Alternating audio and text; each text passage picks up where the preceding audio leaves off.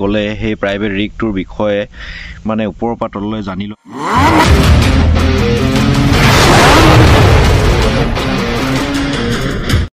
Hello guys, good morning, welcome back to my brand new vlog. তো আজি এটা নতুন টপিকৰ ওপৰত ভিডিঅ' বনাবলৈ গৈ আছো। গতিকে ভিডিঅ'টো আপোনালোকে আৰম্ভণিৰ পৰা শেষৰলৈকে চাই থাকক। যদি এই ভিডিঅ'টো যদি আপোনালোকে আৰম্ভণিৰ পৰা শেষৰলৈকে নাচায় তেতিয়াহ'লে বুজি নাপাব। বহুত ইম্পৰ্টেণ্ট ভিডিঅ' কাৰণ আপোনালোকে যিকোনো এটা প্ৰাইভেট ৰিগত কৰিবলৈ গ'লে সেই প্ৰাইভেট ৰিগটোৰ বিষয়ে মানে ওপৰৰ পাতললৈ জানি লোৱাটো উচিত বুলি ভাবোঁ। সেইকাৰণে এই ভিডিঅ'টো খুবেই জৰুৰী, খুবেই ইম্পৰ্টেণ্ট। তো বলক বেছি দেৰি নকৰি ভিডিঅ'টো আৰম্ভ কৰি দিওঁ।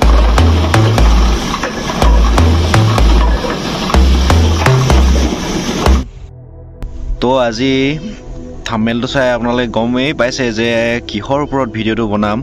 হয়, আজি আমি যিটো ৰিগত কাম কৰোঁ সেই ৰিগটোৰ টেণ্ডাৰ নহয়, ঠিকা ভিত্তিক নহয় জানো। আমাৰতো প্ৰাইভেটহে আৰু ঠিকা, যেনেকৈ ঘৰত কামবিলাক ঠিকা দিয়ে ঠিক তেনেকুৱা ধৰণৰে কাম হয়।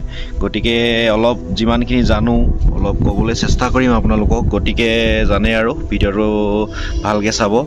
মানে আমাৰ ধৰি লওক এতিয়া আমাৰ ৰিগৰ টেণ্ডাৰবিলাক প্ৰায় ৱকঅভাৰে হওক বা ডিলিঙেই হওক ছেইম টেণ্ডাৰ 3+1 বুলি কয় আৰু মানে 3 বছৰ টেণ্ডাৰ, তাৰ পাছত আৰু এক্সটেনশ্যন এবাৰ দিয়ে। আৰু ক'বলৈ গ'লে 3 বছৰতকৈ বেছিয়ে চলে, কিন্তু কিছুমান ৰিগৰ যদি পুৰণা হৈ যায় তেতিয়াহ'লে যদি সেই টেণ্ডাৰটো যিটো টেণ্ডাৰ পায় সেই টেণ্ডাৰটোৱে চলে, তাৰপিছত টেণ্ডাৰ নোহোৱা হৈ যায়। আৰু এতিয়া চাওক আমাৰ ৰিগটো মই সেই 15 চনতে ৰিগত কিউপৰ 3 নম্বৰ ৰিগটোত জইন কৰা। তো এতিয়া কিমান চন হ'ল নিজে ভাবি চাওক, এতিয়া 24 চনে পাব হ'ল। তো সেই ৰিগটো আমাৰ চলিয়ে আছে, কাৰণ আমাৰ ৰিগে ভাল পাৰফৰ্মেঞ্চ দিব পাৰিছে, মানে ভাল কাম কৰি আছে। গতিকে ৰিগটোৰ ওপৰত আৰু তাত কৰি থকা কৰ্মচাৰীখিনিৰ ওপৰতো ডিপেণ্ড কৰে বুলি মই ভাবোঁ।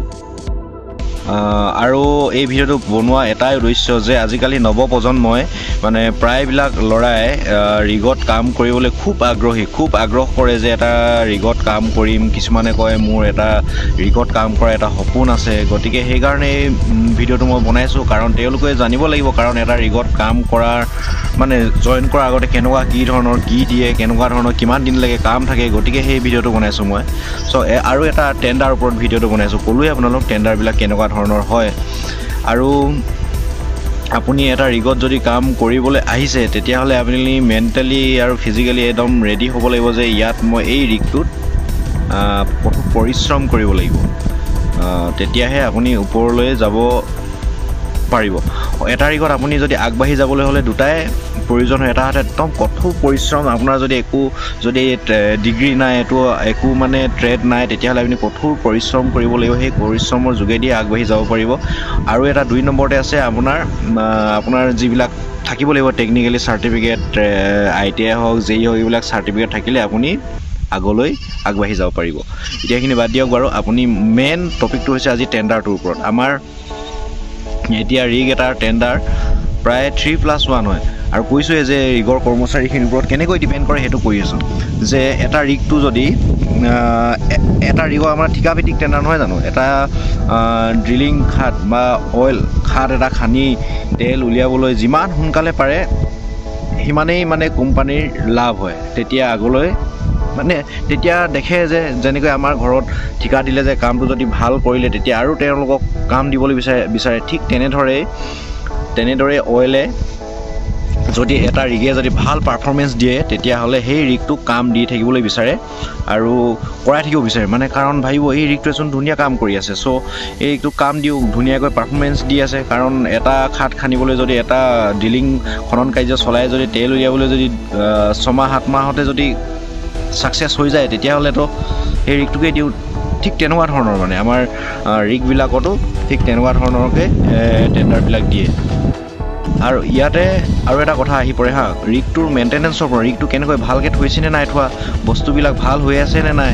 কাৰণ আমি গোটেই মানুহবিলাক এটা যন্ত্ৰৰ মাজত কাম কৰি থাকোঁ নহয় জানো। ৰিগটো এটা যন্ত্ৰহে, কেতিয়া কি বেয়া হৈ যায় একো কোনো ক'বতো নোৱাৰে। সেইকাৰণে ৰিগৰ বস্তুবিলাক পাৰ্টবিলাক ভাল হৈ আছেনে নাই, ইঞ্জিনবিলাক ভাল হৈ আছেনে নাই, তো সেইবিলাক অইলে পৰ্যবেক্ষণ কৰে, নিৰীক্ষণ কৰে যে ভাল হৈ আছে, যাতে এই ৰিগটোত যাতে কোনো ধৰণৰ এক্সিডেণ্ট নহওক, তেনেকুৱা ধৰণৰ চিন্তা চৰ্চা কৰে তেতিয়াহে যদি সেই ৰিগটো যদি মানে ভাল হৈ আছে মেচিনবিলাক ভাল হৈ আছে আৰু ৰিগৰ পাৰ্টবিলাক যদি ভাল হৈ আছে তেতিয়াহ'লে সেই ৰিগটো টেণ্ডাৰ দিবলৈ বিচাৰে ঠিক তেনেদৰে টেণ্ডাৰবিলাক ঠিক তেনেকুৱা ধৰণৰ আপোনালোকে কিছুমানে ভাবিব পাৰে যে 3 বছৰ কাম কৰিম আকৌ ক'ত কাম বিচাৰি যাম এনেকৈও ভয় খাব নালাগে আপোনালোকে যে কাম নাপাম এনেকুৱা নহয় আপুনি যদি তাত ভালকৈ কাম কৰিছে তেতিয়াহ'লে কোম্পানীয়ে আপোনালোক বেলেগলৈ লৈ যাব আৰু অন্যথা আপুনিও যদি তাত কাম কৰিছে তাৰ এক্সপিৰিয়েঞ্চ চাৰ্টিফিকেট পাব সেই চাৰ্টিফিকেটকেইখন লৈ আপুনি বেলেগতো এপ্লাই কৰিব পাৰিব ঠিক তেনেকুৱা ধৰণৰ হয় আমাৰ প্ৰাইভেট ৰিগবিলাক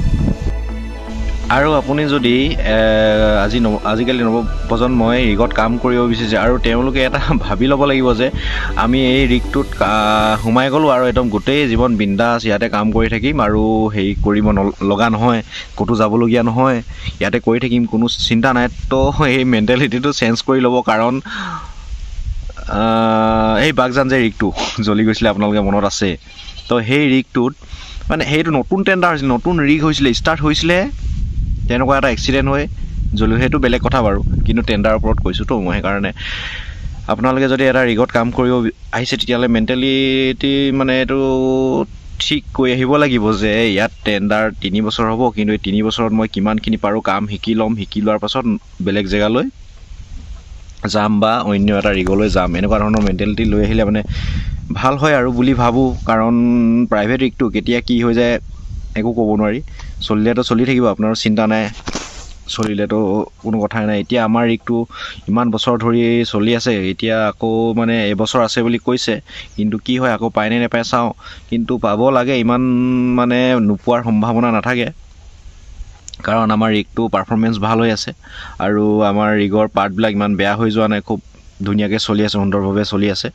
এতিয়া আমাৰ ৰিগটো শ্বিফটিং হৈ আছে দেখাইছিলোঁ অলপ চলপ তো টেণ্ডাৰৰ ওপৰত এইখিনিয়ে ক'বলৈ যিমানখিনি জানো আপোনালোক অৱগত কৰিবলৈ চেষ্টা কৰিলোঁ কাৰণ যিবিলাকে নাজানে সেই তেওঁলোকে জানিবলৈ বিচাৰে এটা ৰিগৰ টেণ্ডাৰবিলাক কেনেকৈ চলি থাকে কি হয় তো তেনেকুৱা ধৰণৰ আৰু টেণ্ডাৰবিলাক 3+1 থাকে 3 বছৰ হৈ থাকে তাৰপিছত আৰু এক্সটেনশ্যন দিয়ে যদি ভাল পাৰফৰ্মেঞ্চ দিয়ে আৰু হৈ গৈ থাকে তো তেনেকুৱা ধৰণৰ হয় তো আপোনালোকে যদি ৰিগত কাম কৰিব বিচাৰিছে এইকেইটা মানে মগজুত ভৰাই ল'ব আৰু এনেকুৱা আৰু যে চৰকাৰী কাম এটা পাই গ'লোঁ একদম মানে সোমাই গ'লোঁ আৰু চিন্তা নাই আৰু গোটেই জীৱনভৰ নমৰালৈকে বুঢ়া নোহোৱালৈকে কাম কৰিব পৰালৈকে কৰি থাকিম ঠিক তেনেকুৱা নহয় এই ৰিগত মানে আপুনি ইফালে হিলি থাকিব লাগিব তেনেকুৱা ধৰণৰ আৰু তো আজিৰ ভিডিঅ'টোত ইমানখিনিয়ে তো কথাখিনি জানিলে যদি বুজিলে কেনেকুৱা পালে কমেণ্ট এটা কৰিব যদি বুজি পাইছে যদি বুজি নাই পোৱা তেতিয়াও কমেণ্ট কৰিব যদি বেয়া পাইছে তো কোনখিনিত মোৰ ভুল হৈ গৈছে ভুল কুটি ৰৈ গৈছে আপোনালোকে দেখুৱাই দিব তেতিয়াহে মই